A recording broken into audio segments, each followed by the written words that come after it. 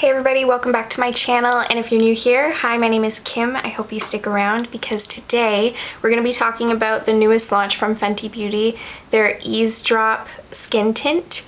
So I'm going to be applying this right now. I've already kind of done my eyes and brows, but I'm going to go over what it claims to be first, and then we're going to just head right into the application.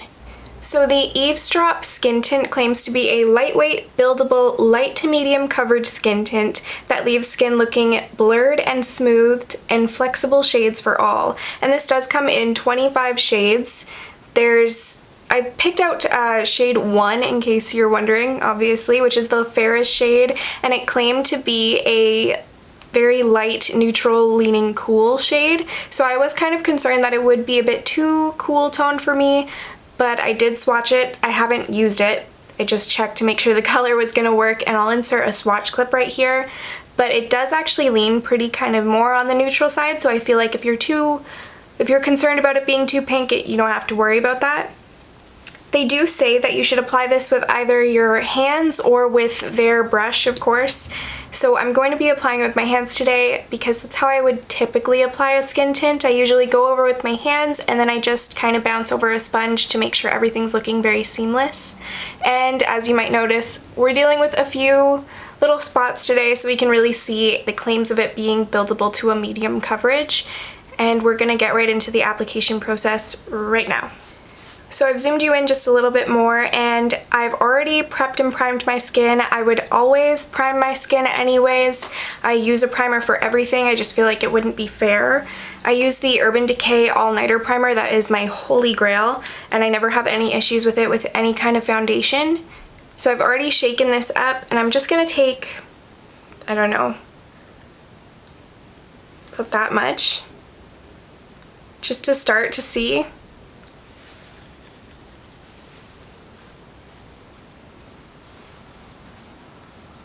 Just looking in the viewfinder, it's definitely quite light coverage. One thing I will say is I noticed a lot of people were saying that they hoped that this was going to not be a matte because a lot of Rihanna's stuff is quite matte. But then some people were really excited that it would be a matte skin tint just for the sake that a lot of skin tints do lean more on the dewy side. So just from applying with my hands right now, I am noticing that it's obviously a lot brighter in the area that I applied it to, but I would say that the level of coverage it's giving me really does remind me of the Glossier skin tint, just maybe like a hair more, because I mean that stuff is just like water. I didn't really care for it, but just the way that it's applying, and it is more of a matte finish, or like a skin type finish compared to other dewy skin tints that I've tried, just from what I can see.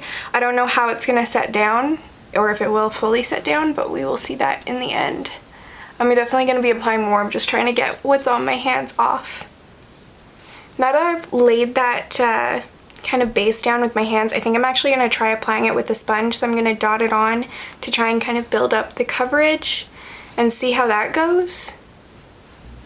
Because this has more of like a matte finish, I am kind of concerned about it drying a little bit too fast, so I'm trying to work a little bit faster with this, because if you've experienced working with products that have their own kind of set down or matte kind of texture, this does feel rather like silicone-y, I guess is how I would describe it. So it has a lot of slip to it, but sometimes when you use those and then you leave them on your face and like the first layer dries down and then you put more on top, when you go to blend it out, where you applied that spot to will instantly like come off and it will just be a patch on your face, which is super annoying. But I did not experience that with this at all. I'm just getting closer to my mirror, and I mean, it just looks like skin. It doesn't look like it's really sitting on top of my skin, like in an unflattering way, which is obviously a plus, but it doesn't have much coverage to it at all. Obviously, it's a skin tint, and I do actually quite enjoy that for certain days. Typically when I'm dealing with, like, I have this quite cystic kind of breakout that has been on and off flaring up for like 2 months now. It will like almost go away and then it comes right back, and of course it came right back just in time for a skin tint review. I would typically not use a skin tint when this is going on, but it's also nice to see just how much the coverage would help with that. I feel like I'm just going to endlessly keep trying to build this up. I feel like this will be the last go because there's only so much that we can do, and I think, yeah, so I think this is as buildable as it can get because I put on more on that spot and pretty much nothing changed.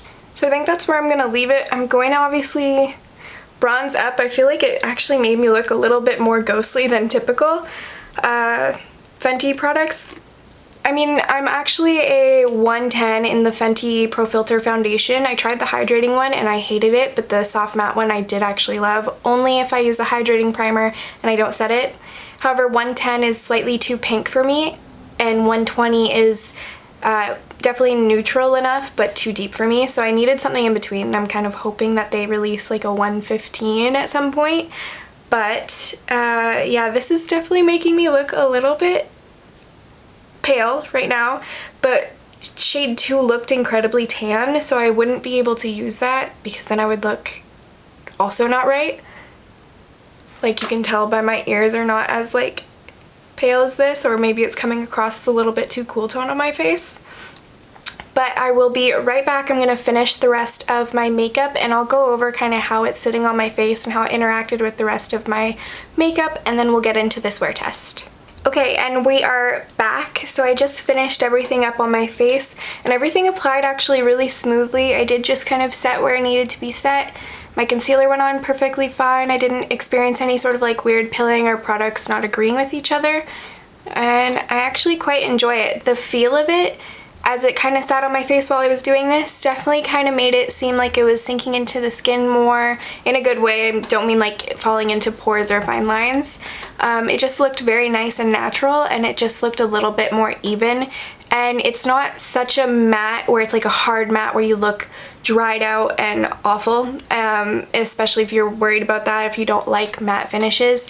This is more of like a skin, like a natural skin leaning on matte finish. So I can see this throughout the day getting to more of a dewier point, sort of like how a dewy skin tint starts out. Hopefully that's how that works. That would be kind of like a dream skin tint for me at least. But this is what we're working with. I'll try and zoom you in a little bit more so maybe you can see. So I even tried concealer and it just was not going away. But other than that, I think everything sat down so nicely. It's not really emphasizing texture, and I think it just looks quite nice and natural, except for obviously the full face of makeup that I've got on. But it is currently 9:43 a.m. I'm going to be doing a full wear test of this, and I actually plan to do like a massive walk today. I've been really into that. I actually have like a desk job throughout the week, so I try to get out and move as much as possible. So we'll be like running errands, probably be almost like a 2-hour walk. Like, I'm going hardcore today, and it's nice outside. It's not super hot, but it's also not super cold, so we'll see how that holds up throughout the day. And I will be right back to do the final check-in, I guess, to show you how it wore, and I will see you in a little bit. So we're back. It's the end of the day. I've had this on for about 7 hours now, and I have to say this has been holding up really well. So I was outside most of the day. I was doing some errands, so I was going in and out of shops and putting mask on and off, and it didn't really wear away all that badly, like especially on the sides of my face where like a mask might, you know, where it would hit. It did rub off a little bit on my nose. I'm a little bit dewier than I was when I started it off with. Mostly just like right around here is wherever I get a little bit oily throughout the day. Typically I blot it and it's totally fine. So normally I would around like the 4-hour mark is when I would blot my face, but it didn't cling to dry patches. And my biggest concern for a lot of foundations is they start looking really weird, like dotty or spotty right around my mouth area by the end of the day, and it isn't really doing that. I do notice that it's kind of fallen into these two little lines right here, just very slightly, but if you pat them out, I'm sure it'd be totally fine. I'm gonna zoom you guys in just so you can see how it's looking on my skin. So let me just pull you guys in. Okay, so now we're nice and close, just so you can see, hopefully you can see the smile lines. And maybe you can see on my nose. It's so hard to tell though, that's the thing, because this is quite a light coverage foundation. I feel like with any fading or with any like kind of creasing, it's a lot nicer or more subtle, because with a full coverage foundation, if you were just missing a patch on your nose, you'd really be able to tell. But with this, I think that it's just wearing really gracefully, and I'm really enjoying the finish that it's giving me. And it's not emphasizing any texture or anything like that. And like I said, like right around my mouth, to keep pulling you in and out, but right around my mouth is not having any sort of like issues that I normally have. Like, I don't know how to describe it, and I don't know if anyone else deals with that. Like, it's so bizarre. It looks like every single little pore foundation, like, it's so odd. Like, if you deal with that too, let me know down in the comments, because I've had that happen with maybe 3 other foundations recently, and it's just very strange to me. But I was very scared that that was gonna happen, so I'm gonna zoom you guys out now. And yeah, it didn't. I think that this looks incredible, and I will say that this is definitely more of like a light coverage skin tint. They say light to medium buildable. I think that it built up very slightly. I wouldn't call this a medium coverage at all, but I think that it looks very healthy and nice and good, and it gave enough evenness to my skin, like more evenness than the Glossier skin tint, like I compared it to at first. But it's just really nice, natural, everyday makeup friendly, so pretty, and all my other products applied on top of it really nicely, so I'm happy about that, and they all lasted throughout the day. Sometimes your base has an effect on that, but I would say that the Fenty EazeDrop Skin Tint is definitely something I would recommend to check out. Like I said, I have combo skin. I am a little bit shiny here, so I feel like maybe if you have an oilier skin type, just make sure you use a mattifying primer and really set down that face. Use whatever, you know, obviously powder or setting spray you think that would work best for your skin type. And if you have dry skin, just make sure you use a hydrating primer, and this will get more skin-like and dewy throughout the day as it goes on. So I think that this could work for pretty much any skin type. Just make sure you prep and set correctly, obviously. So I hope that you enjoyed this little review and wear test.